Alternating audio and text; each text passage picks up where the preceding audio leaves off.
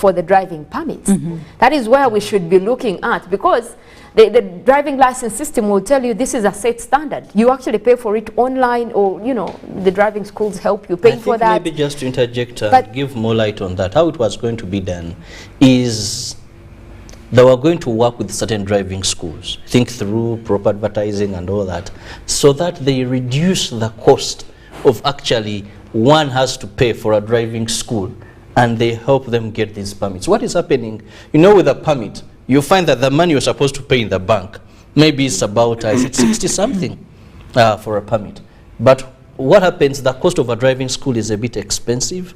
Then you find some, if you're to have medical on your own, or check your sites and all that. So what they were going to do is, these driving schools, their fee was going to be very lowered. And then the ministry was going to set that if you're getting a driving license, because they're just things that they set as government. But you see, these are private entities. For them, because this is business. You're going to have so many riders, about three driving schools. So you're going to have so many drivers. And in business, when you have a lot of clients, you make more profit than when you have few and you're charging them high. Now, so Kirabo, you can talk about that if you are the one, as a person, you're owning this driving school. But we're talking about private entities. They care less about your statistics of how. Yes, but is it working now? And what is happening? I think the biggest challenge KCCA and Ministry of Works are having when it comes to regulating the border sector, there is so much on their plate than what they can chew. So are they being overly ambitious? Mollen is what we are seeing right now, what we're seeing right now is the fact that, yes, we can talk about the collaboration. That was the intention of that, but the reality of the matter is that that has not been done yet. We still have driving schools that are charging them the same amount that we're seeing on the system. Even when you're paying online, it is the same amount. The medical, it has not been reduced. So I do think that while you did actually earlier give credit to KCCA, maybe hold back to give them that appreciation. The only credit I'm giving them is for registration, having been able. Or having the intention. Or having the intention, yes, we can call them registration had failed. But there is still a lot of work to do, and I think KCCA is just sitting there, waiting, which is why we're seeing these statistics going up and up. There is need to have most of these operationalized systems that they put across to be put into reality. Because otherwise we're going to still see the same challenges. and don't be surprised if next time we have, all 98%, 99% of accidents in But we could also maybe say that they have probably different priorities. Okay, yeah, KCCA is a body, it has quite a lot of projects it's running, but also we have to consider that maybe the priorities right now, like I did say, they do have the intention, because this is a project that has been running from the start of this year. We've been talking about the border industry, streamlining it, ensuring that there is sanity, there is safety. We have been looking at reducing the statistics, but it's November right now, 2022, and we are looking at 40 bodies entering the city mortuary, courtesy of borders every day. So maybe we could say that they have different priorities right now, in as much as they have the intent. Be priorities, but we must understand how this industry works. Because we also need to understand what's frustrating them as a body. This is human life we are talking about. People are dying. What is direct? But let me just give you a picture of what is behind this industry. One, who owns a motorcycle? That is one thing. That almost 80% of the border riders you're seeing in Kampala don't own these motorcycles. KCCA, I'll give you an example. When they first attempted, but then you had border 2010, yes, by a politician who had power, who could even wallop case officials who are enforcing this. So we have political influence. If there is any industry that has money in it, and you can't believe it's the border industry, we have economical interests here. That one person you may see, and brothers and sisters, this is reality. I want you to go and investigate because I've ever done this. Just look at one street. Look at all those border stages. You may find at the end of the day or month, there is someone who collects money from them. For sure that they are still there. That every time KCCA comes out with good intentions, KCCA has the power and Ministry of Works, but the underlying factors that the ordinary eye may not see. A person will tell you, I put those there, I put those there, I put those there. Robert. Now, KCCA, let me just try. KCCA comes up and says, we want to gazette stages near banks, near key installations, places like UBC should not have stages.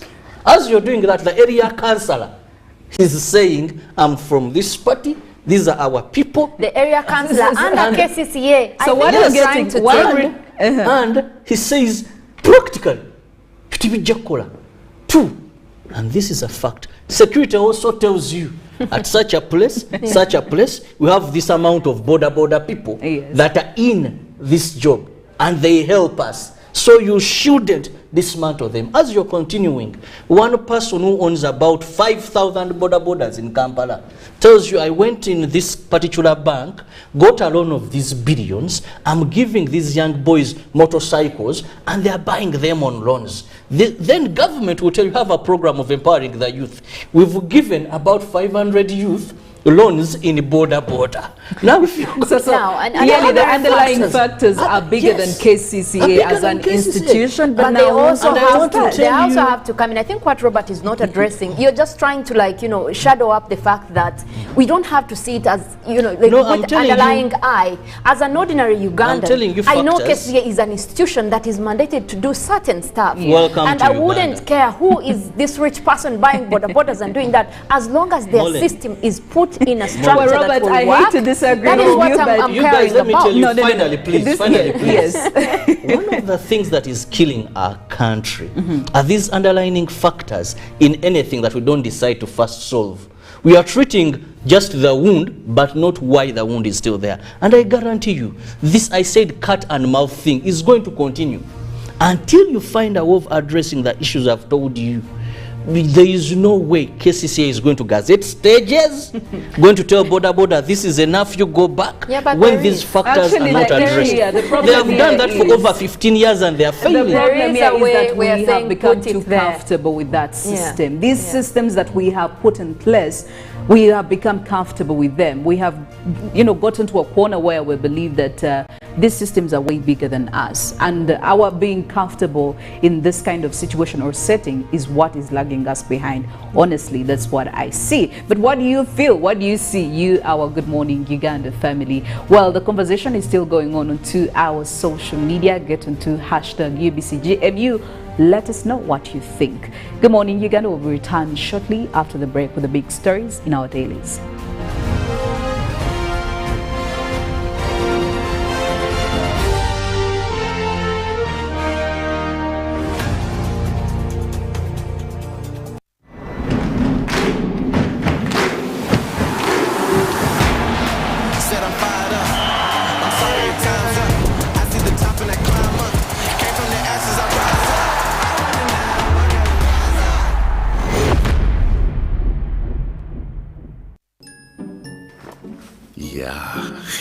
Sending money the old way.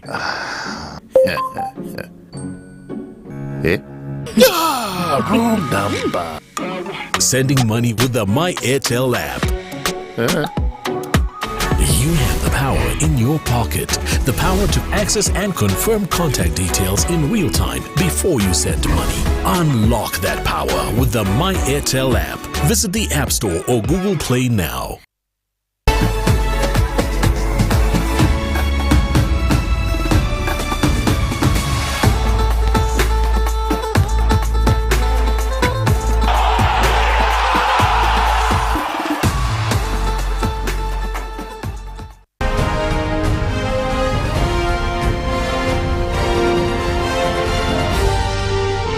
This is Good Morning Uganda.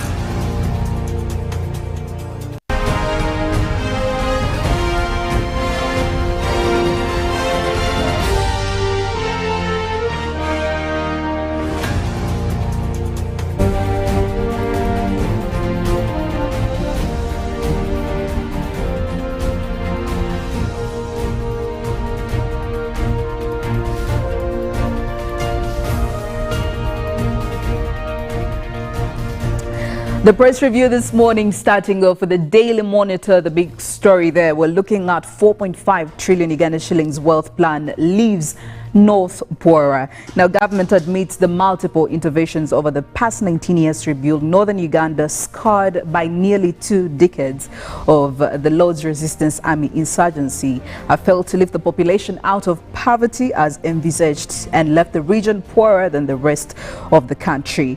Well, they're also giving you a breakdown of the National Poverty Index, the poverty level, especially in the northern part of Uganda, the multidimensional poverty indices above average, all that in the Daily Monitor this morning. And 94% border don't have riding permits, according to the KCCA census that was carried out. The statistics are showing, of course, again in relation to the topic we've been having a couple minutes ago. Activists seek funds to stop gender-based violence. Drones to deliver drugs to AIDS patients. And in the healthy living segment, community-based approaches to improve ARV use among children. Talking about World Cup, Brazil weigh options to replace injured Neymar. Now, this exactly is going to make very many fans quite unsettled about what that could mean for the team and it's in its position when it comes to World Cup and the performance generally. And there is also a special report for you. Justice remains elusive as relatives search for missing persons. Today in history, Thatcher gives farewell speech as UK Premier, and 20,000 students sit for allied health examinations. And we cross over into the new vision. Now, outstanding teachers to be unveiled on Wednesday. Well, that is a story on page 2. Of course, what the First Lady has to say about that, you can get details in that story.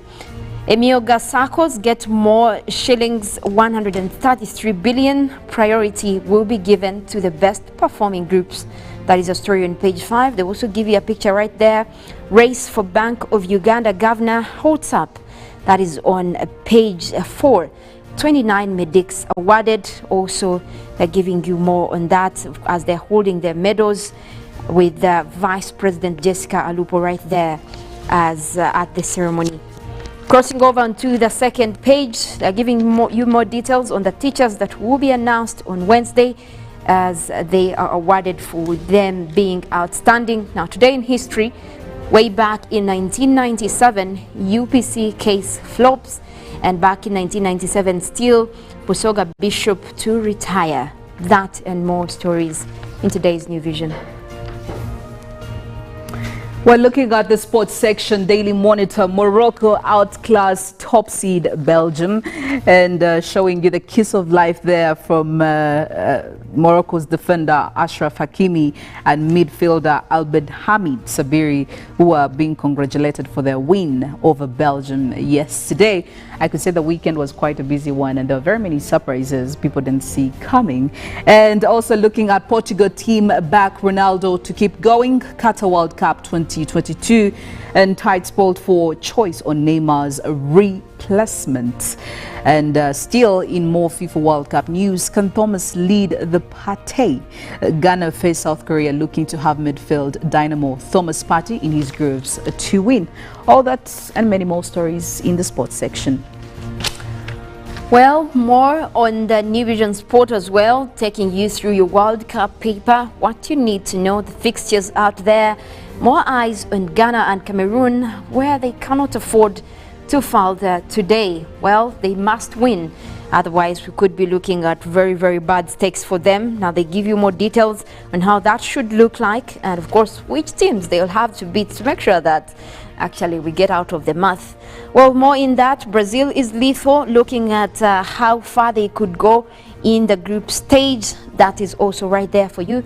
But more as well as Mbappe destroys champions CAS, giving more of what happened right there with Mbappe having been top in his game for France. The Daily Nation, fresh face off, and looking at ODM leader announces rallies in support of 4 besieged IEBC commissioners, and Azimio la Umoja won Kenya's 3-pronged approach to defend itself and deal with renegades as it counters President William Ruto's charm offensive in coalition's strongholds. Maize imports, farmers' protests fall on deaf ears. And in an early start, Wiper leader Kabunzo Musyoka throws hat in the ring for presidency come 2027. On the Hustler Fund, why defaulting on the Hustler loans will be a costly affair, especially for the borrowers. And already as grade 6 class 8 exams start, and of course talking numbers, about 3.4 million candidates who will be sitting the 3 national examinations this year is what Kenya is looking at. So get yourself a copy and see all these and many more stories in the Daily Nation, New Vision, and of course the Daily Monitor. But also looking at the traffic this morning, we're looking at areas around Kampala Central Division and cutting in from Old Kampala, getting closer, looking outside, coming in from Old Chira Road, getting again closer to town. This is Monday and quite a very busy one, especially by what is being portrayed on the roads. Very many red stretches on most of these roads. Clearly people are moving up and about, trying to make it to their destinations, offices, businesses.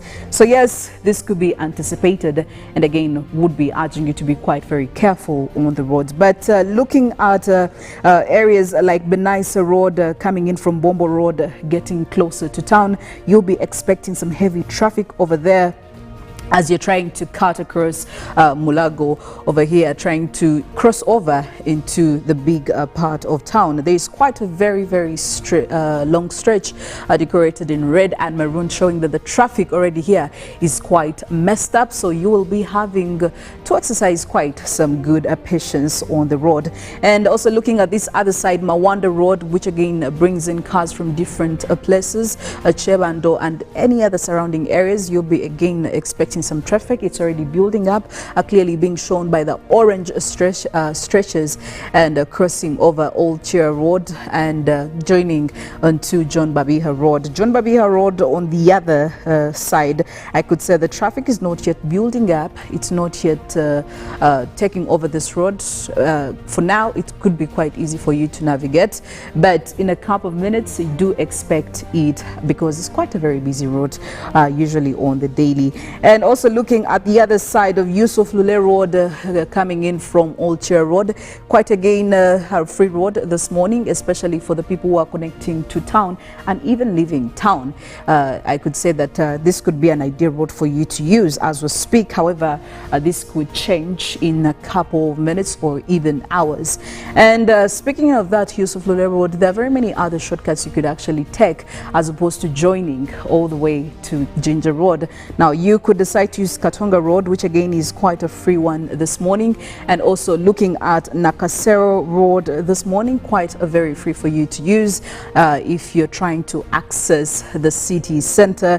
And also you could decide to use Nile Avenue, which is also again another shortcut that is ideal and definitely connecting to Speak Road and finally onto the main road, which is the Kampala Road. The Speak Road is actually starting to have a traffic build up over there, so again you could be able to use it right now, but the story could change in a couple of minutes. And looking at the other side of the road, over here Buganda Road, quite a free one. It's a one-way road, by the way. I've seen a couple of cars messing up there, and you should be very careful, otherwise you could be held accountable by the traffic police. Yes, that road is quite empty and easy for you to navigate. Looking at also Bobori this morning, it should be able it's usable, I could say. The traffic hasn't yet built up, but any minute it could change. But for the most parts of the roads this morning, clearly there is quite some heavy traffic that is building up, and I would just want to say, once again, be quite careful. It's Monday, we are headed for the festive days. We don't want to be witnessing quite very many disappointing stories and looking at news that does not really appease us. Well, that's it from the traffic updates this morning. Mollen, what do you have for us in the weather forecast this Monday? Well, it looks like we did have continuous rains for most places of the country via the weekend, but as we come into this week, we're seeing at least there is also still a continuation of showers, but also areas that have not been receiving rains.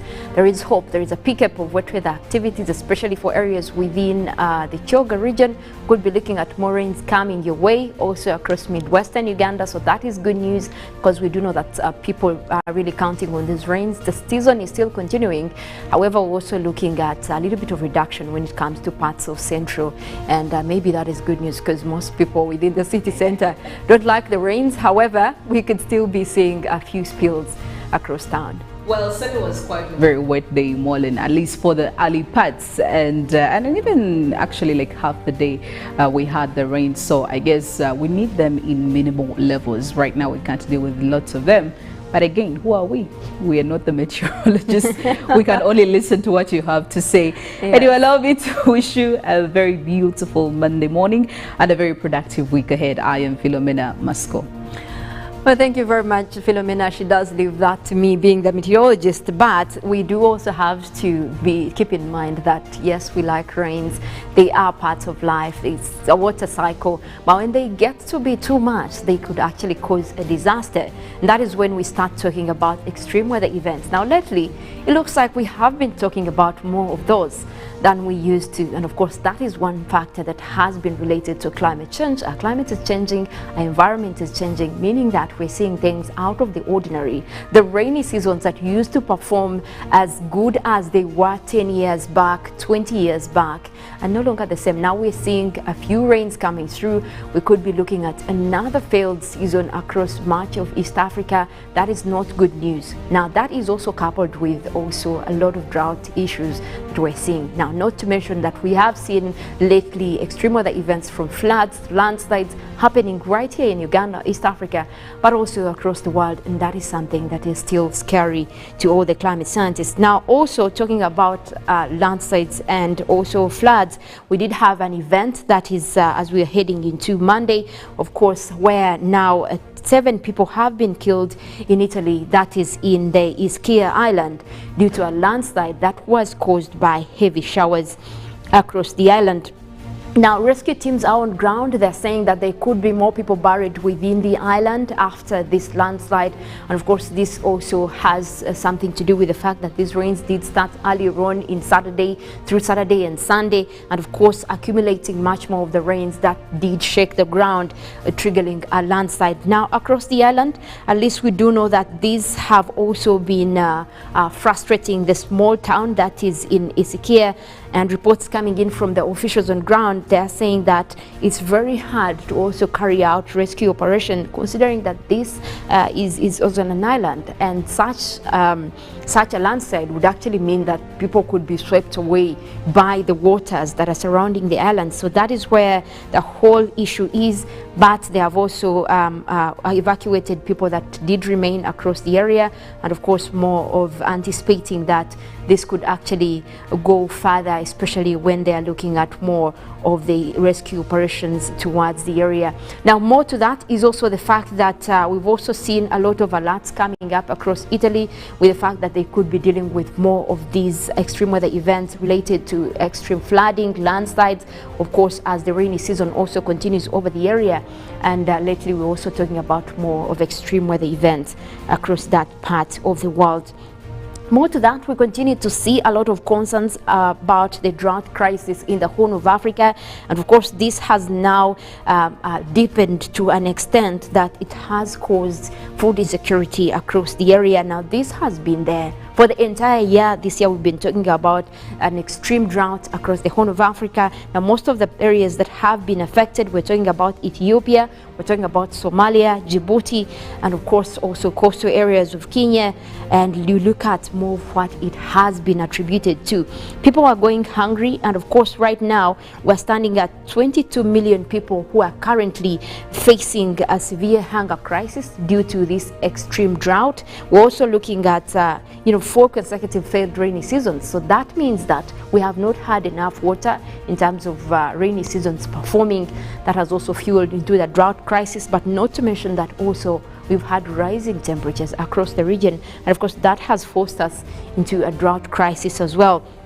Now, remember, we've also had organizations that have come in to support. We have the UN, UNEP coming in to support, especially when it comes to providing food to these people. But again, there is no support in terms of agriculture, because the main issue right there is that there are no rains to feed into this agriculture. Even if you were to carry out irrigation processes, it wouldn't be extensive for the whole year. Coming to 2 years now, we're still talking about an extended drought across the Horn of Africa. And of course, they do not have the luxury of focusing on what they need to do, especially in terms of agriculture, because they do not have what to base on. That is the report that is coming through. And of course, also what is coming through is that in Ethiopia right now, food prices are at an all-time high and have also been like that since the pandemic. Now, they have also had to deal with food prices like much of East Africa. Yes, but now for them it's even worse because they don't have any alternatives. They do not grow any foods in their homesteads, so meaning that they are depending on buying also these foods, which has now brought a lot of conflict, especially with food insecurity.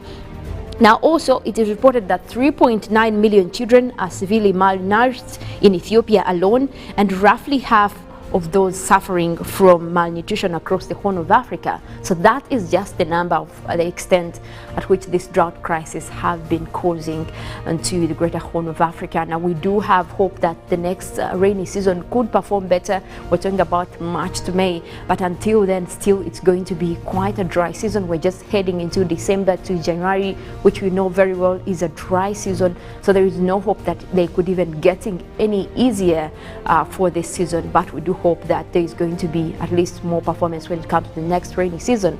But also you have to factor in the fact that with climate change, seasons are getting worse. So that hope is also just at a small percentage, and that is just sad news coming through. We've also had our fair share of drought in Karamoja. We still have issues over there, water scarcity, and of course with cattle keepers, cattle farmers also complaining about the scarcity of water. So the problem is just general, and we now have to look forward to how do we cope with the changing environment. That is where climate adaptation comes in. This is something that we have been tabling to the ministry and climate change department to make sure that these people have ways of how they can adapt to the changing climate. And that is one of the 4 factors that also did come across at COP27 as what governments should do to protect their own countries in terms of adaptation.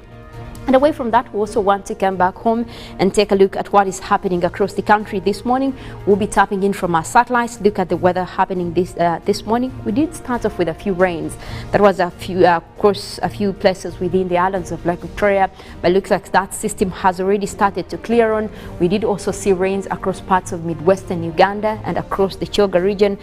Some of those systems will actually be continuing throughout your morning, and would also be seeing rains, especially for areas within the Lake Victoria Basin, the central part mostly, and we do expect those to also continue throughout your morning. We're now seeing at least a system that is starting to build up across the eastern side of Lake Victoria. That will be bringing in rains for areas of Jinja, Tororo, Bududa. You can look out for those rains coming your way for this morning. We'll also be having a bit of rains coming through for Elgon region across Mbale. We're starting to see a few clouds developing over there, and that could be bringing in rains. Where you see those red, orange, green colors right there, that's the rainy system that we're talking about, that will be bringing us rains, especially for the eastern side of Lake Victoria. We're talking about Jinja right there, Tororo, and a few places. Now we're also seeing more developments across the Lake Victoria Basin, meaning that we could be seeing rains also for the central parts of the country this morning across Kampala, Wakiso, Mukono, Entebbe. Could be seeing a few of those rains coming in as the morning progresses. We also are seeing cloudy conditions for Masaka, but those are expected to clear for the western side of Lake Victoria, for mostly intervals of sunny and cloudy conditions. Still also forecasting intervals of sunny and cloudy conditions for southwestern Uganda, where we have Mbarara, Boshenyi. Also that takes in the Renzori area. We could be looking at quite sunny intervals for you this morning, reduced wet weather activities for you. We're also looking at more of cloudy weather across northwestern part of the country, that is across West Nile. We're talking about Arua, Yumbe right there. You could be looking at mostly a mix of clouds and sunshine for today. Also looking at the central part of northern Uganda, we do expect a few rains over there though, although right now we're having mostly sunny skies. That is across Gulu, Amuria, We're talking about Kitgum as well. Germany, you could be looking at a few rains coming within your way. That is for this morning, moving into the afternoon. Also to the extreme side of Karamoja, we're forecasting sunny intervals for this morning, and those will also be continuing into your evening with temperatures quite high. Actually, you will be in the upper 20s. We're also looking at more of sunny weather developing across eastern Uganda, Soroti, Amuria. We're looking at Kabera Maido as well, Lira, Apache. You could be looking at a mix of clouds and sunshine for this morning. Also, that is expected to continue into the afternoon, and much of eastern Uganda as well. That is right away all towards Mount Elgon Highlands, Mbale as well, looking at a few rains expected for this morning, but that will be clearing into sunny intervals later as you head into the afternoon. Quite pleasant temperatures. We're looking at mid-20s for Mbale. Also similar situation across the Victoria Basin. Temperatures will be in the mid-20s as well. Quite pleasant weather for you as we head into the afternoon. Well, that is it in terms of weather updates for this morning.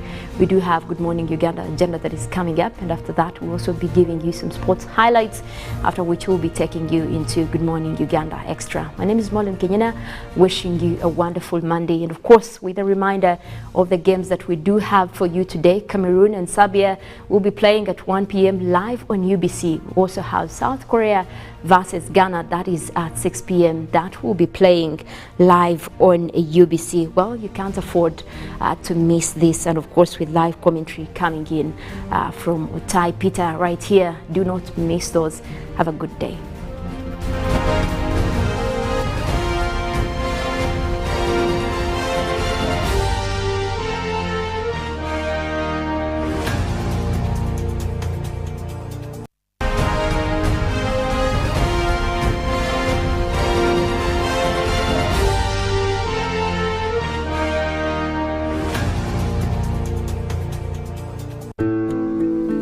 Every waking day is a reminder just how beautiful this, our land, truly is.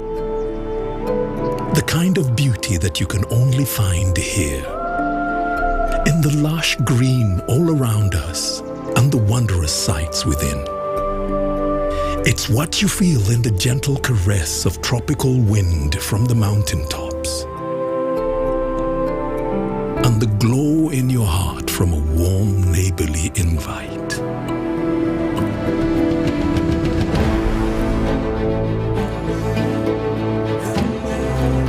It's in the distinct aroma of our cooking to the taste of food that takes you on a journey.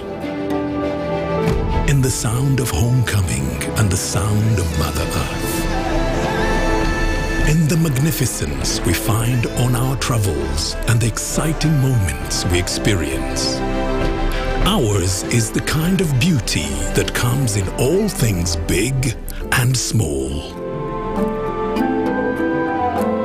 All we have to do is awaken our senses and truly enjoy what's uniquely ours.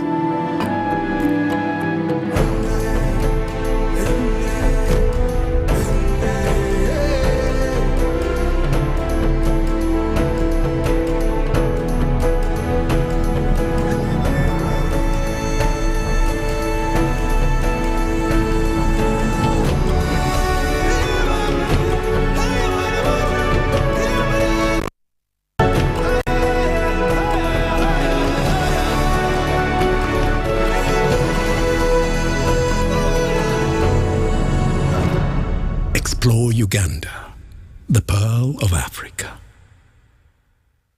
Pick of the day on UBC.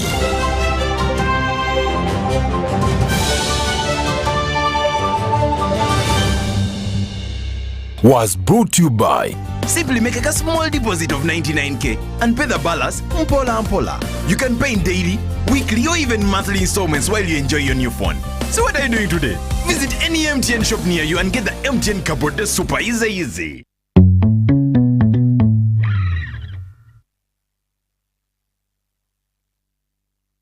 When you talk about our motherland Uganda, the pearl of Africa, you cannot fail to smile because of the smile that fills the faces of the citizens. Our nice good weather and nature that sustains us all, that enables us all to continue each in their own way because we are all different even according to each individual's work. But what joins us to become one person is the sweetness from the flavored drink Alleluia Jingati drink and Alleluia Tamarind drink. The flavor that quenches your thirst while at the same time treating and healing your body because it is 100% natural. Enjoy the drink that has got the tamarind juice in it. Made by Alleluia Reflexology, Healthy Solutions and Nutritional Research Center Limited. Get yourself a bottle of Alleluia from all shops around.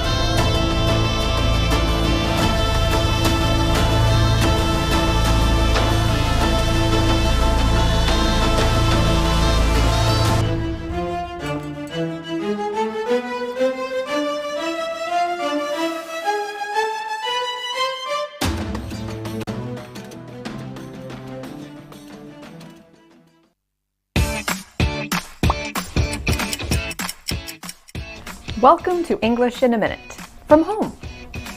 If someone told you to get out of town, would you really have to go anywhere? Anna, I know we've both always lived in apartments, but last week, I finally bought a house. Get out of town, you didn't. I sure did. And it's right down the street from my favorite pizza restaurant. Oh, pizza. Maybe I should think about buying a house. You can say, get out of town, when you're surprised or find it hard to believe something someone said.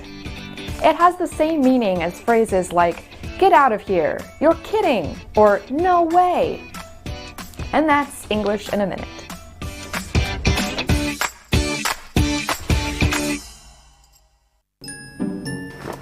Yeah.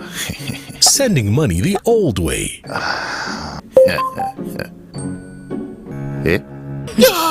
Wrong number. Sending money with the My Airtel app. You have the power in your pocket. The power to access and confirm contact details in real time before you send money. Unlock that power with the My Airtel app. Visit the App Store or Google Play now. Every waking day is a reminder just how beautiful this, our land, truly is. The kind of beauty that you can only find here, in the lush green all around us and the wondrous sights within. It's in the distinct aroma of our cooking, to the taste of food that takes you on a journey, in the sound of homecoming and the sound of Mother Earth. In the magnificence we find on our travels and the exciting moments we experience.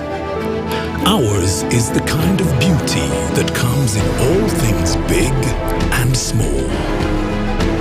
All we have to do is awaken our senses and truly enjoy what's uniquely ours. Explore Uganda, the pearl of Africa.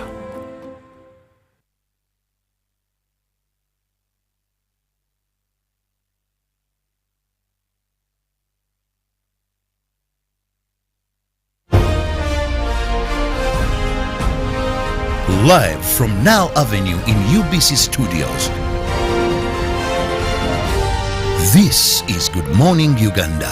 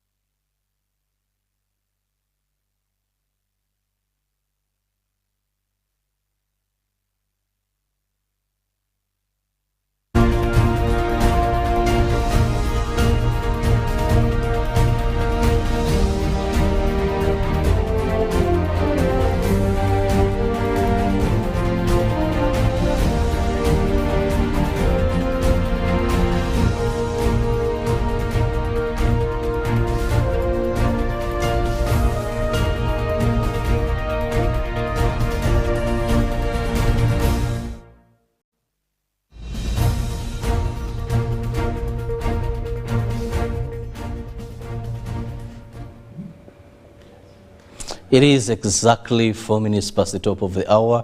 Thank you so much for being with us here on UBC TV. I'm Robert Kirabo Nyonyintono. In case you've just joined now, this is your morning show, Good Morning Uganda. We are here every weekday from 6:30, and our main role is to ensure that you're well versed with what is happening locally and internationally, but also spice up your mornings with some light moments. Now, this morning, we are going to be discussing something of national importance, something that concerns all of us, and that is the Ebola outbreak, more so looking at the impact of lockdowns or guidelines issued by His Excellency through advice of health experts in the fight against Ebola. Now, joining me on set this lovely Monday morning, I'm honored to have the President's representative in Kasanda, one of the districts that is undergoing, that is a lockdown, that is Namulindwa. Phoebe, you're most welcome, Madam RDC. Thank you so much for hosting me. And on my extreme end, I have the expert, the people His Excellency usually refers to as those that advise him, the scientists. You know, he said, this is a scientific-led war. It's not about politicians, it's not about speculations, it's not about speaking anyhow, but we follow advice from scientists that are well versed. And it reminds me of one man who said, he who hasn't researched has no right to speak. So these things are not for all of us. They are for specific people. And I'm happy to have one of these on set, who happens to be the Director of Health Services, Ministry of Health, Dr. Daniel Chaba Yinze. Doctor, I'm honored to have you. Thank you very much for having us, and thank you viewers for always tuning in. Now, to begin with, Phoebe, we know...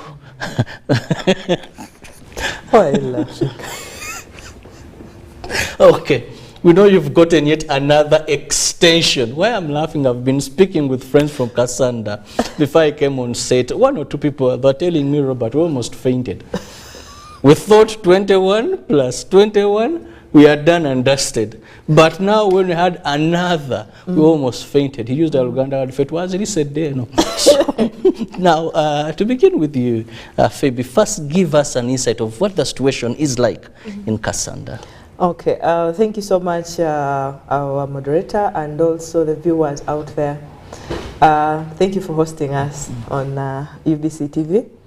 The situation in Kasanda is actually, to me, I would say we are making small strides towards the right direction. And this has been attributed to a number of factors, which include the community awareness that has been put up by various people, including the Ministry of Health, that, like I said, that sent us a number of staff that are actually residents of Kasanda, including also the partners that have put in a lot of effort, and also the teams at the district. The leaders have also come on board. So it's a combined effort. The VHTs at the village health teams that are on ground, that are helping us move door to door. And this has actually helped us, like the doctor will tell you, we've not registered any other confirmed death, any new confirmed death, but also the ones that we had gotten some few weeks ago, those ones were in line with the contacts that we had already identified. So I see we are making small, it might be small steps, but they're towards what? Towards the right direction. And this is really helping us so much. So what I want people of Kasanda is to understand, I would rather be under a lockdown when I'm well, because all of you know what we are going through. The people out there might not understand, but we are the ones who have lost friends, we are the ones who have lost relatives. So what I would want from all of you is to be patient, to be a little more patient, because we still have, like the scientists say, we still have a number of people that we are still following up, a number of contacts. So we cannot let the country or let us out of the lockdown, whereby we might fail to trace for these people. So it's better we manage these 21 days of follow-up of these other contacts that we still have, other than being sorry at the end. So what I require, I know it's not an easy thing for all of us. We had just finished. We are not even done with COVID. We are still undergoing COVID. Now we have Ebola.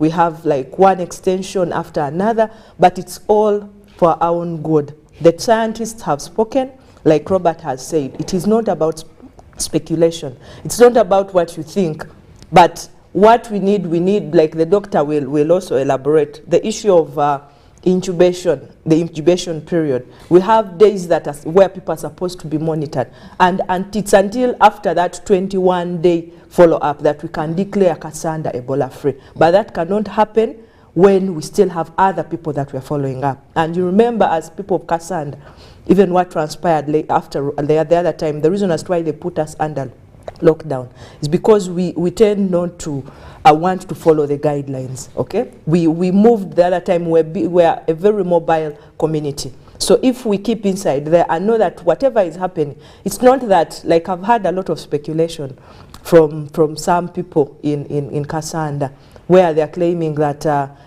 because we voted bad people, we voted people who are of other political parties, but that is not true. It has nothing to do with politics. That is what I've told you. Every community I've gone to, this had nothing to do with politics. We just need to ensure that we are all safe. We've lost relatives. Let government show us the direction, and we shall get there slowly. But we just need a little bit of your patience. Well, said the president's representative in Kasanda there. Now, doctor, the last time I heard you, you told me that Ebola takes 21 days of incubation. And you told me after the 21 days, then with another extension just in case, then that means we can say the situation is safe. Phoebe here told me that the good thing is we were able to identify contacts. We have them in isolation, and many that have passed the 21 days, and we know now they are safe. They are going back to their communities. So it seemed all rosy, and it seemed all under effective control. Now, you scientists, why did you choose again to advise an extension? Justify the reason why people in Kasanda should still stay on a lockdown when you've been able to track, you've been able almost to hold everybody who is concerned in isolation, and we've spent some days without registering a new case, if not about a week or two. New case, neither a death. Thank you very much, Mr. Kirabo. And all our viewers, allow me just to flash back how we came to this position. It is now 70 days ever since the government announced an outbreak of Ebola. The good news, it is now 15 days ever since we got a confirmed case anywhere in Uganda. However, we still have 102 people in quarantine for follow-up in Kasanda. We still have patients, 6 of them, on treatment in Mubende and Entebbe. We have many recoveries. However, the 141 people who fell sick had contacts. Now, those are the contacts we know. Follow-up must be 100%. Even if you miss one person and you can't account for them in follow-up, they must be somewhere in the community. And you measure from the last positive person you got and make sure you've combed all their contacts for the 21 minimum days. And we call it minimum because the incubation based on science, and you said right, Lo, if you have not researched, you have no reason to speak. Now we've researched and we give a range. Incubation period, let me explain, is the time between when I come in contact with somebody who is sick, my body to respond either to come out that I'm sick or I am not sick. Some people may get in contact and they don't fall sick, but we want to make sure we are safe. This disease is so devastating.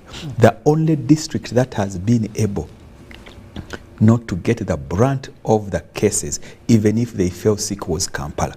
Out of the 18 cases in Kampala, 15 were discharged. They didn't die.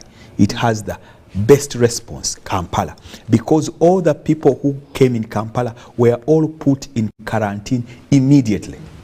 Immediately. So when we talk about impact of the interventions we do, they are all non-medical. You see, the things which are helping to keep this country safe may actually be social interactive, community-led.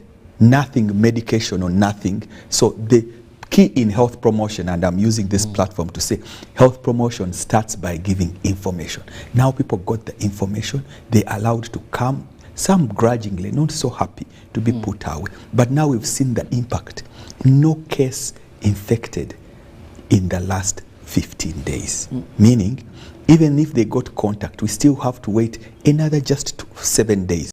Then we say, the people who contacted that person have not fallen sick. However, there may be people who were contacts we did not get and may be able to transmit the disease. So you see the cycle goes for every 21 days. So we shall reset and count 21 days for us to leave the country to be safe. We want to congratulate the people of Kassanda and Muwende. They are sacrificing their freedom to move to help keep the whole country safe. In a war, there is no absolute winner. No, even a weak man, even if you are to win the war, will cause casualties to you. So this war we've fought, we've gotten casualties, but we are fighting it bravely. And I'm sure the Ugandans, come end of this year, they'll stand up and say, well done, Your Excellency, well done, the health team, well done, the community leaders, for showing and being stuck and sticking to the principles of the information you had. If we had not initially taken long without knowing, identifying the first case, if we had known the first case within the first 1 week, the story would have been different. We can't go backwards. We can only remain positive. I am sure the advice and the details we are sharing with the leaders in this country are appropriate for them to make the statements and to make the decisions that they make. By the way, for us is to advise them. It's them who the leaders who take responsibility and take the decisions for this nation, because they have implications. But we want to thank Ugandans for sticking with us. For us, we are keen to give you the information. And finally, I want to say, we in the health fraternity, we care. Thank you very much. Well, word from the health fraternity when he says, thank you for taking the advice. Now, this brings me to the president's representative in Kassanda. Now, Phoebe, what is the economic status of the people of Kassanda right now? Some time back, we saw food being given. Someone was telling me we expected 20 kilos, and this amount, we got 2 kilos, we woke up very early. You see, we must look at the welfare of the people. We know those are not able to feed, to fend for their families at such a time because of these regulations and guidelines that are very positive, because they're proving positive results. 15 days without any new case countrywide, I think that is something very good. So how are you handling this situation? Remember, during COVID, people would even line up at the RDC's office and say, you're the people who put us here. The people who are enforcing this. Our children are not going to die of hunger. They're not going to be men who can't fend for our families because of this, the level of complying, and also the actual situation on the ground, because you're a ground person. Okay, thank you so much. Maybe just to just highlight a little something small. You know, this time round, unlike when we were during COVID, this time people can move within Kassanda, if only you don't use a motorcycle, okay, and the automobiles. Those ones have been prohibited. But people internally are actually moving. And the only challenges that we are having are with people of the towns, the small towns, that the ones that mushroomed at some point. Those are the ones that are actually feeding hand to mouth. And I want to thank the Office of the Prime Minister that gave us relief during the first lockdown. But we've also had World Food Program. World Food Program has just recently, I think this weekend, they have given out food to families of the affected, the people who have contacts, people who have homes that have really been affected, those ones that have lost relatives, especially to Ebola. They have given out to 40 households. There were supposed to be 44, but the 4 are still under isolation in Muwende. So they briefed me, and this has been, the package was taken to those families that are really that are very grateful. And then the other thing is, we were supposed, when we received the other full, I spoke to the cow, because I personally also spoke to the Prime Minister requesting her for more relief for those particular people that are in towns. Not everyone, because we have those in the rural areas, some of them actually grow food. Like they're not even bothered because right now, their life is within Kasanda and within their localities. Yes. Yeah, but the ones that are in these towns are the ones that are having, where we have the ones that are having a lot of challenge. So I spoke to the Prime Minister myself, and she connected me to a gentleman who is in charge of relief under the office of the Prime Minister. Unfortunately, I think we had taken some time to make accountability for the food, because before you're given more relief, you must account for what you're given. So I was reliably informed that the accountability was sent, so we are waiting now that we have another extension. But what I know is that there are those that are really being affected, honestly. It's not business as usual. Our families are grappling, but it is a sacrifice that we must make for this country. If we want this country to be well, because we have suffered, we have endured, and we have lost relatives. So it's not about, because somehow someone was having another debate in a different direction. But I told them now is not the time, because everyone has been affected. So we ought to put all our efforts together, encourage our people, and let government also know that we have not everyone, it's not as green as we like in other places. So Kasanda and Mubende, especially the towns, must really be thought about in terms of relief, so that we can be able to help our people. Yeah, but those ones who are in the villages, they actually go to their bibanja, they go to their gardens, and they're digging. And God has also favored us. The rains are there. So we need to utilize this opportunity to ensure that initially we had gotten, I think early last year, we had a dry spell that hit us so bad. And you realize that, of course, even some of the rural areas, some of them had not yet grown. The foods that had been grown by then, the crops were destroyed by the dry spell. But now our food, the beans, at least the beans are there. I have seen beans, I'm seeing maize that is coming up. So we just need a little bit of patience. That is 21 days of, what do they call it, vumilia. We need to do that so that we ensure that the entire country, like the doctor said, it is Mubende and Kasanda that have suffered so much in this outbreak. So let's ensure that we are basically the sacrifice for this country to ensure that our people be safe. Well, now, Doctor, going back to the experts, I was researching and I discovered one thing. And I want the expert to explain to the public. You know, these things, like I earlier said, our viewers, it is the health experts talk. Now, I was told that if a person has Ebola, by the time they reach a state of spreading the disease to the other, they can even rarely move in a public place because they have severe headache, they have stomach pain, they have either joint pains, they have a high fever. So a person spread Ebola, it is almost, someone was saying, it's almost very hard, because they will be either in hospital or they're in a home. They can only pass it to medical personnel or those looking after them. And they said, now, what is the relevancy of us prolonging these lockdowns? Someone told me that, like, for the marathon, just at the MTN marathon, told me, no, Robert, no need to panic. No person in a state of spreading Ebola can come to such a marathon because they will be sick. The initial stages where someone may be able to move, then they can't spread. So, doctor, help me then understand at what stage does a person spread Ebola, and how is Ebola spread, to help us justify some of these things that are happening. Thank you very much for that question. And it gives us room to explain further. You know, the more we give people the accurate information, I think they are better going to respond. And they are also trying to find reason. Are we doing things rationally? Yes. Are we just? Are we doing things out of hyper-reaction? Someone told me that you guys, you're building a mountain out of a anthill. And my appeal to the public, you are entitled to have those opinions, but still go further and ask us. So I'm going to take this opportunity to explain. When somebody gets infected, their body responds differently.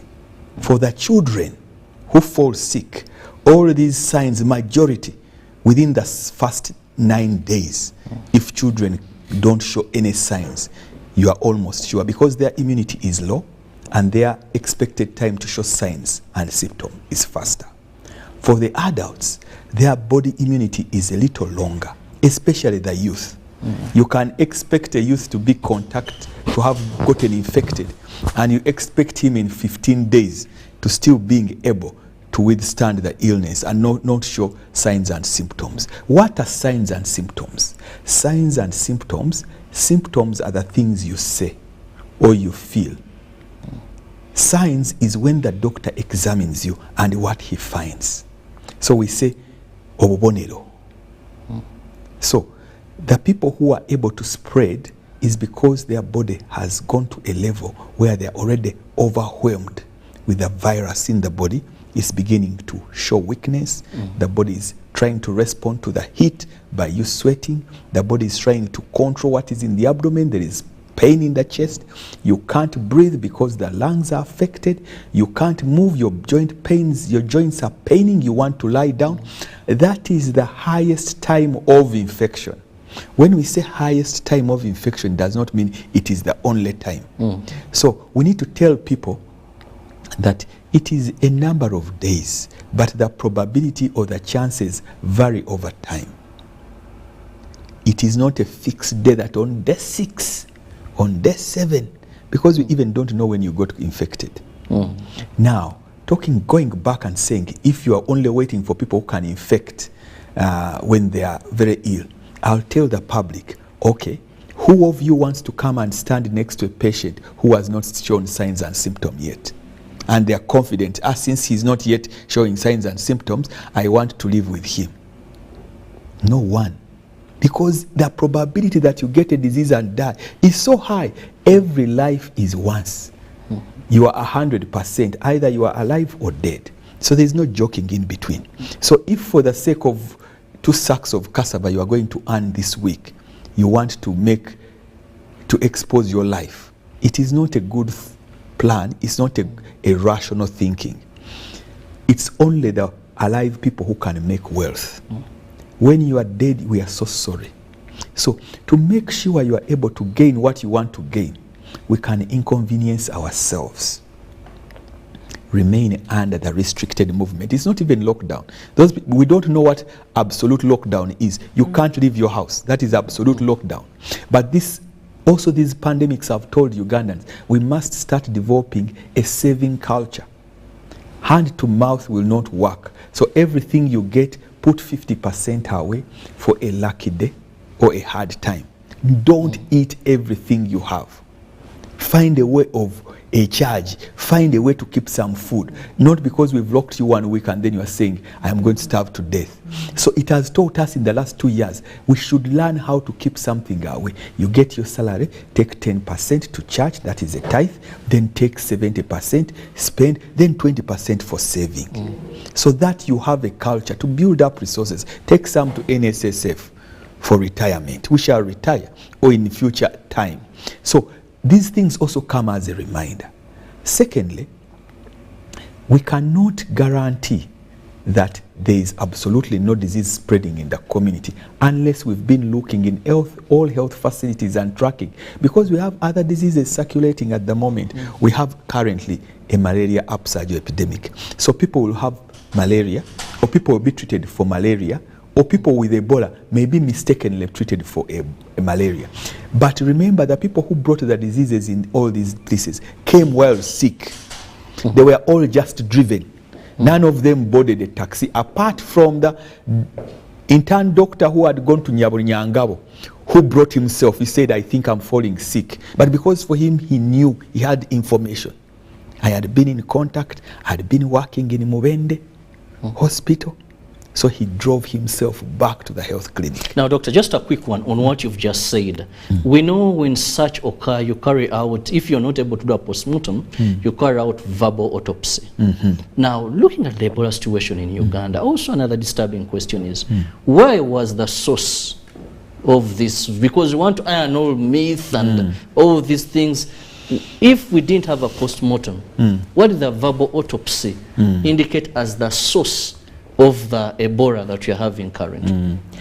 We think Uganda, we estimate that the first patient who died of Ebola died around 6th November. No, 6th or 6th October, because we announced on 19th September. So before that, that's when we think the first person we are tracking back died. So that person may have been infected somewhere. We have not been able to conclusively say where and how did the first patient get the illness. You know, it is a zoonotic disease. It moves from animals to people. So we cannot precisely tell that at this point, this kind of person allowed the disease to move from animals to people. Is it monkeys? Is it the apes? Is it the bats? Verbal autopsy is when we go and interview the people around the dead person and say, what happened? Now, some people who died because it was early, it's whole family. There is no adult to give us critical information. If the children survived, they do not have all the movements and history of the adults. So at the moment, our focus is to try and comb and look at the animals and primates in there, try to assess and analyze them, but we've not found the actual source yet. Okay. Well, and to admit that we don't have a final source will not stop us from fighting what is already here. Okay. Just viewers, to remind you, you can now be part of the topic of discussion this morning by simply using the number on your screen. That is 0709602592. 0709602592. That is the number on your screen. You either send me a WhatsApp message or go the traditional way and send us an SMS.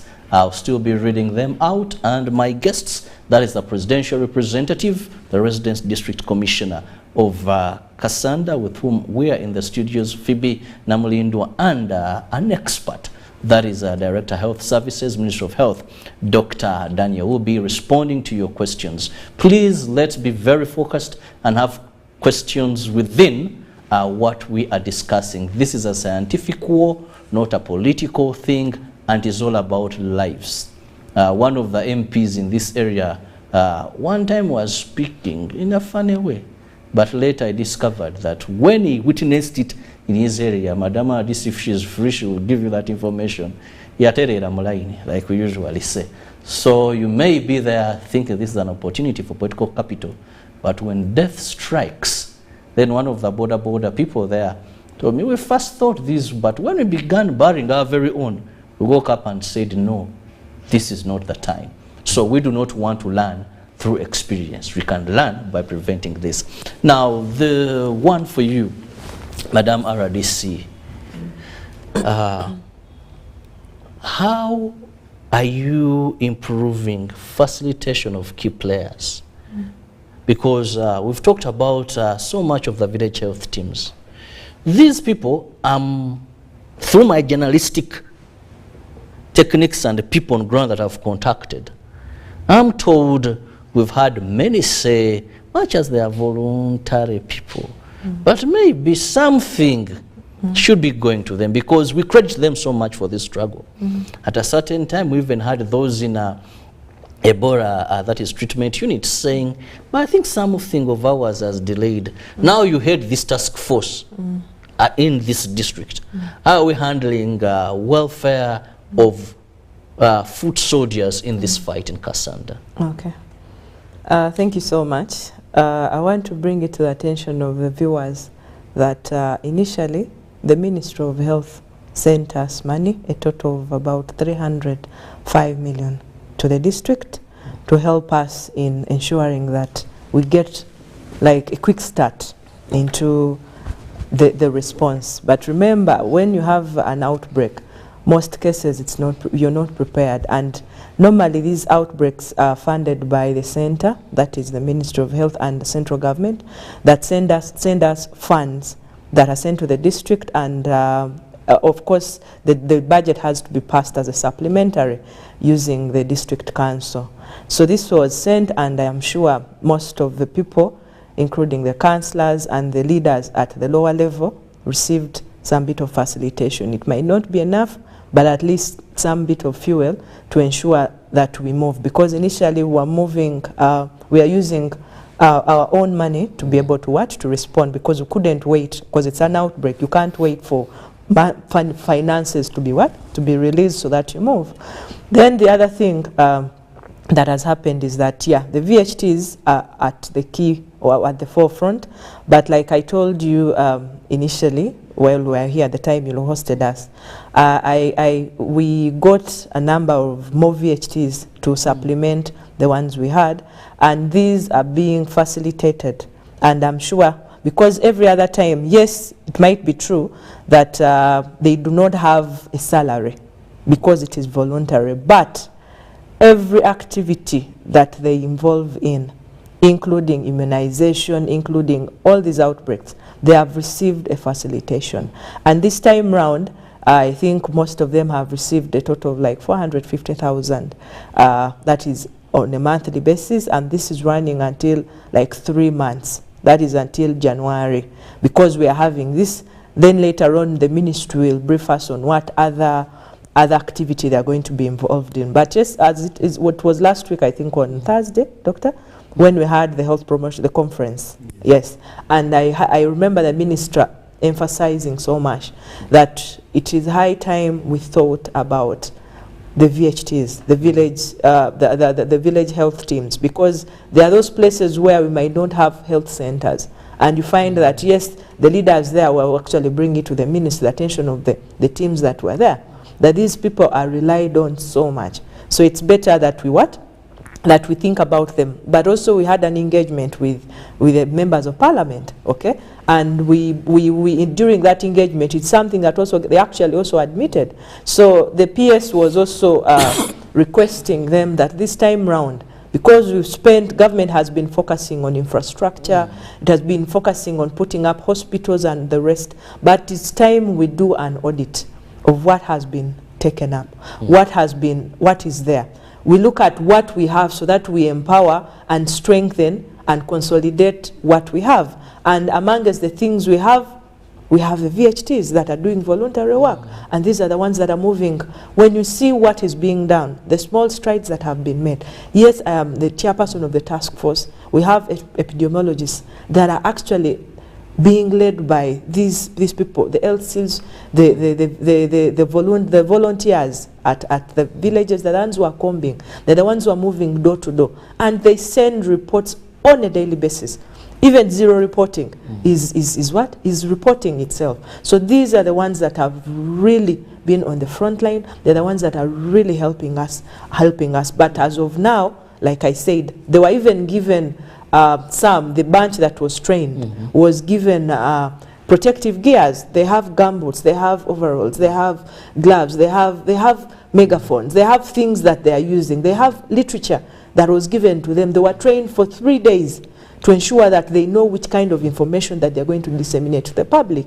So in a way, they have been facilitated. Then the other part, the ministry had sent us gumboots plus some other materials that we had not yet given out, because by then they sent us about over 500, like the package that would only accommodate over 500. So we had not given that out because we are still liaising with the ministry to ensure that we see what to do. But this, because I'm going back today, like from studio now, I'm going back to Kasanda, and we are going to ensure that we call the other VHTs that did not receive, and we are going to give them out. We are going to give out these things to them. So it's not that they have not been thought about, and we really appreciate you so much for the work that you're doing, but you need to understand that we are in an economy that is also not doing well as of now. But whatever comes, I know government cannot be there without thinking about you, and at least everyone has gotten the little they have gotten for every activity that has been conducted. Well, good that the plight of these people is thought about. Now let me look at some of the messages that are coming in, and I'll begin with SMSs. I'm Kennedy from Kibuku district. I'm grateful for the work done, and my question is there a specific treatment for Ebola? And some of self-medication I can do in case I get sick. He's asking if there's some treatment, like COVID, we had those that were recommending this, that, and that. Now, Doctor, Congo is one of the countries well known for Ebola, and our soldiers are there. How safe shall we be when they come back and mix with the community? Okay. Good morning, moderator. This is William from Moroto. Word of encouragement to my brothers and sisters in Ebola-affected areas. Please understand what is meant by lockdown. Be patient. There is no permanent situation. All be all right soon by the power of God. Well, thank you so much for that. Now let me move to some of the messages that are coming in on WhatsApp. Well, if I don't read your message, some are more or less similar. And in the interest of time, I may not have to read what is already there. This is Wycliffe from Mbale. Thanks for the program. Saving culture is really good if people can buy the idea. But the only challenge is when what someone is earning is less than what the household can consume in a day. That goes with please be frugal, be this, and then people are saying, what do I have to save? Using health workers without contracts and allowance is not good. And finally, for now, good morning, UBC. For Cassandra to be free out, or this may be next year because Christmas is coming. Do you want those people to mix up during Christmas? Many will be traveling up country, and maybe a few of them would want to come to Kampala and share party time and quality family time. Now, let's go by those for now.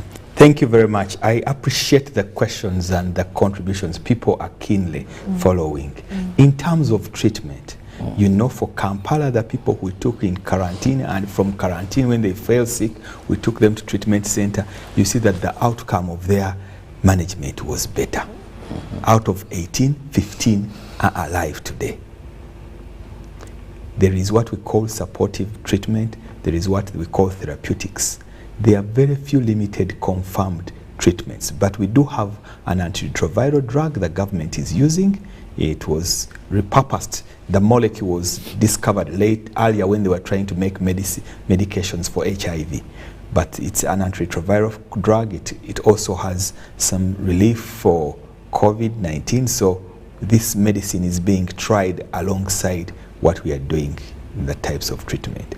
Personal remedies, once you are sick, it's only government which can help you when you have Ebola. We do not expect you to treat Ebola home. So I am not going to recommend any remedies at home. That is against our current standing procedure. Secondly, the second which came that our soldiers are in Congo, and Congo is known for Ebola. We shall pray for God's cover over them. We assure and we hope there will not be a source of infection.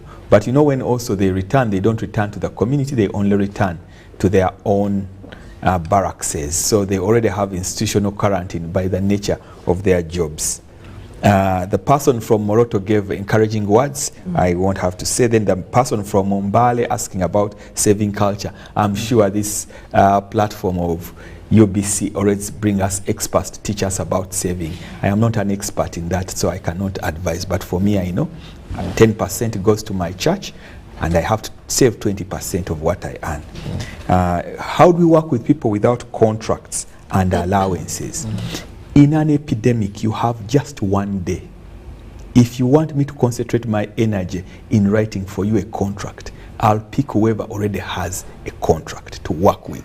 I don't even have 12 hours. So if you ask me why am I working with people without contract, government has what we call mutual understanding. Come, we do this today. Tomorrow we shall write up your contract. You will sign it, but let's start saving lives. It's emergency response. We don't have the luxury of time. In terms of allowance, it's an allowance on top of your salary. It's different from your pay. So because you are in a place where we think you're going to be infected, we give you a daily allowance. It's because it's called a risk allowance. It's not an entitlement. So not everybody who responded to Ebola is going to get that risk allowance. No. Some of you just responded and the risk is negligible. Me, I am also a responder. I will not get a salary. RDC will not get an allowance, but she's in the field. Not everybody gets an allowance. Go back and read the statutory layouts. Who gets what allowance?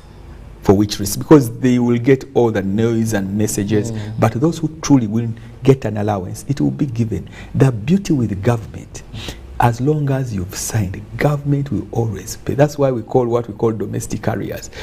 Even if it took 2 years, government will always pay because it has an obligation. Okay. Well, Phoebe, there's a question for you here. Good morning. This is Teacher Martin Mosaja Kawa Mokono. I'm just wondering, lockdown in this economy.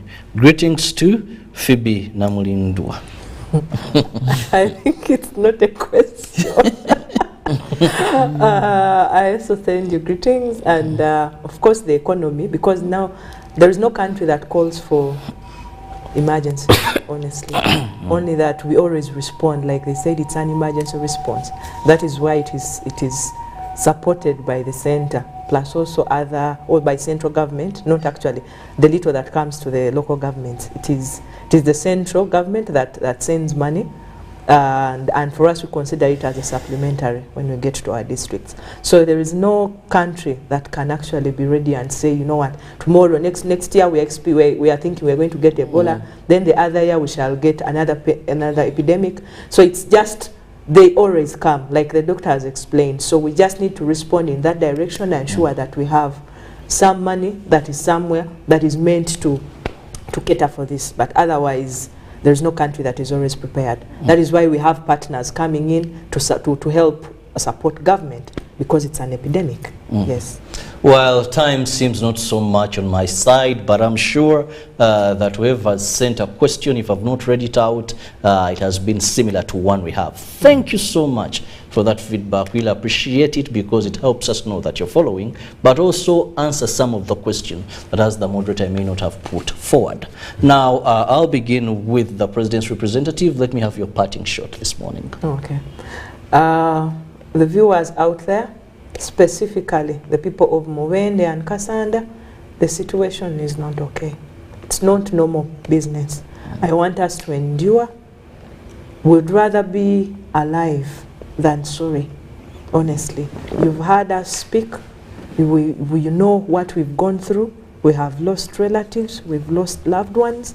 So please help government, help us ensure that we be safe. Because we cannot, this lockdown, no one wants to keep us under lock and key, honestly, because we are free birds. We want to be free. But at the end of the day, we cannot be able to, as a government has a responsibility for ensuring that it takes care of its citizens. And whatever measures are being put up, let's not look at them as someone trying to limit us from doing what we are going to do. We are going into festive season. But the earlier we do this, the better for us to be considered to be free, because we need to ensure that all other people in the country are safe. We are a sacrifice that is there, but we ought to ensure that we keep everyone safe. The parents out there, the children are home, it's your responsibility to ensure that you keep them safe. Then also, my fellow youth that are in Kasanda, please be patient. We are going to do whatever it takes as your leaders to ensure that those who are in the towns, those are really grappling with sustaining their families. We're going to ensure that we do whatever it takes, and government will send whatever little they send us. We shall make sure that it gets to you. But our voices, we are better off together. Let's not get divided by politics. We also need to understand and remember that there are also other illnesses. And also I want you to know that people are dying, okay? But there are other people have always been dying. That one you need to know. That not necessarily because of Ebola, but we also have other illnesses that are that are in the communities. So please take care. In case you feel sick, please rush to the health facility that is near you and call those numbers, the alert numbers that we gave you, because we need to be out of this as soon as possible, but we can only do it together with your help. Thank you, Madam RDC. Now, Dr. Daniel, let me have your final remarks, but also in your final remarks, please include an answer for this question. One asked, did Ebola change? She said the signs we know of Ebola, previously bleeding, but he says today, the signs are like those of a fever, We are getting confused. I want to close by first giving non-technical messages. Like the RDC, I got a message from, I think, one of her friends. I want to take this opportunity to wish happy birthday messages to my mother today, Margaret Semaguru Kana Kulia Rachel, for making 8 years. Congratulations, Mama. And to my special son, Tendo Daniel Chabayinze Kana Kulia, for making 17 years. Congratulations, my son. Happy birthday. Happy birthday. Now, back to the key message. My parting shots. You want to have people bleeding is a last end time symptom. To see that, you must be in the hospital. You must be in the hospital, because that is the end stage when the body is giving way and the body starts bleeding profusely. From every opening, we have about 5 to 6 openings. Every opening in your body bleeds because this having internal bleeding. So we have not been getting people's pictures when they are bleeding and putting them in the newspaper. We don't do that. However, the signs and symptoms have not changed. Those are late signs, very late. And those who are happening in the treatment centers or people who died in the community without us touching them. So you can go around and ask, did anybody bleed in the community? They will tell you. They are either vomiting blood, or they have blood in their stool chechigo, or whatever. But it has not changed. But the strains and the bodies react differently. But I want to part by saying, please use the accurate information that we've given, and only spread it when you are sure it came from a reliable source. If you spread wrong information or you speculate, notables, and for the sake of being seen as knowledgeable in your community, and you talk things which have no basis, you are spoiling the work we are doing. Do your work. Let's do our work, but let's work together as a team. Even in a football match, there is a ball boy. He contributes to that match. So you do your contribution. You may be passing the ball back to us, and we play. So these questions you're passing are part of our response. Thank you very much. Well, thank you so much, Madam RDC. That is Namulindwa Phoebe from Kasanda. Thank you so much for your time. And Dr. Daniel Chabayinze, who happens to be the Director, Health Services, Ministry of Health. And above all, thank you so much. Our viewers, those that have sent in feedback, we appreciate. And I hope, well, this has been an answer to some of those disturbing questions. But together, we can fight Ebola. Let's follow what the experts are doing. The rest of us, let's be patient and only comply, because no one wants this to continue. It has a great impediment on our economy, on the tourism sector, and other indirect effects of Uganda being a country known that there's an Ebola outbreak. See you in the next hour. Have a lovely time. Keep it with us here on UBC TV.